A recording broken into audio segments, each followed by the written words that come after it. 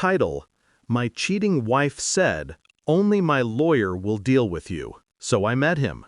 When I confirmed I was her husband, he stood up, hands shaking, and said, "Excuse me." Start: I walked into the lawyer's office with the kind of calm people mistake for weakness. The air smelled of polished wood and expensive lies. My wife had told me, "Only my lawyer will deal with you from now on." Her voice was rehearsed, dripping with arrogance, as if I were some stranger she wanted erased from her life. I sat across from him, a man in his late 40s, sharp suit, brittle confidence. "Name?" he asked, eyes already tired. "My name doesn't matter," I said. Then I leaned forward. "What matters is that I'm her husband." His pen froze mid-page. Color drained from his face. He stood, hands trembling, muttering, "Excuse me, I need to make a call to the judge, right now." That's when I knew my plan had worked. Once, she was everything to me. We built a life together out of scraps. Cheap dinners, shared dreams, laughter that filled the cracks of our broken apartment walls. I gave her years, my loyalty, my silence when times were hard. But success changed her, or maybe it revealed her. She started dressing sharper, staying out later, answering questions with sighs instead of words. I told myself I was paranoid. That's what love does. It blinds you until the knife is already in your back. Her betrayal wasn't loud. It was quiet, almost elegant in its cruelty. A hotel receipt tucked into her purse. A phone that lit up at night with a name she always erased. The final crack was a voicemail, his voice promising her things he had no right to offer. I didn't confront her, not yet. Anger only makes you sloppy. Instead, I let the silence sharpen me. Every lie she spoke became a thread I pulled, and eventually the whole thing unraveled. First, I collected proof. Every receipt, every call log, every hidden transfer from our joint account to one under her name. I followed them both, documented their nights, their weekends out of town. The lawyer thought he was clever, moving her assets behind legal smokescreens. He wasn't clever enough. I hired a forensic accountant, off the books. A friend owed me a favor. Together, we built a case that looked less like infidelity and more like conspiracy, fraud, perjury, intent to defraud a spouse. Judges don't like liars, and lawyers caught lying, they burn faster than anyone.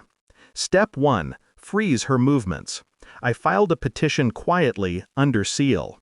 When she tried to shift more money out, it bounced back. Step 2.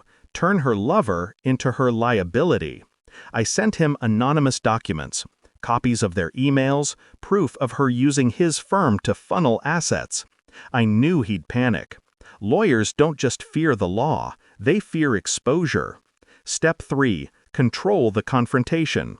I scheduled the meeting myself, under the pretense of settling amicably. She thought she'd broken me. She thought I'd walk into that office begging. Instead, I walked in holding everything that could bury them both. When I said I was her husband, the lawyer nearly collapsed. His hands shook because he realized I wasn't there to negotiate. I was there to reveal. He stepped out to call the judge, but I knew what that meant. Damage control. Survival instinct. She came in minutes later, dressed like a widow at her own funeral, all in black. Her eyes widened when she saw me sitting there, calm, waiting. "You shouldn't be here," she hissed. "I built this marriage. You tried to bury it. Difference is, I know how to dig." I laid the evidence on the table, pages sliding across the polished wood like blades. Her signatures, his emails, bank transfers, hotel bills. Enough to end her credibility and his career in one sweep. She didn't speak. She couldn't. The lawyer's voice cracked as he pleaded with me to resolve this quietly. His career was already over. He just hadn't accepted it yet. I stood, looked at her one last time, the woman who thought betrayal was a game she could win. "You wanted your lawyer to deal with me," I said. Now he will. In court. Within weeks, the filings became public. His firm dropped him. The Bar Association opened an investigation. She tried to paint herself as the victim, but the paper trail was too strong. Judges don't sympathize with manipulators who try to outsmart the system. Her accounts were frozen, assets seized, reputation destroyed. And me? I walked away clean, calm, untouchable. People ask if I regret it, if revenge feels empty. It doesn't. It feels precise, controlled, like cutting out a tumor before it spreads. I gave her my love. She answered with betrayal. I gave her my silence. She mistook it for weakness. But when I finally spoke, it was in the language of evidence, strategy, and ruin. Now she lives with the ashes of the empire she tried to build on lies. And I live with something better, peace. Because revenge, when executed with patience, isn't fire. It's ice.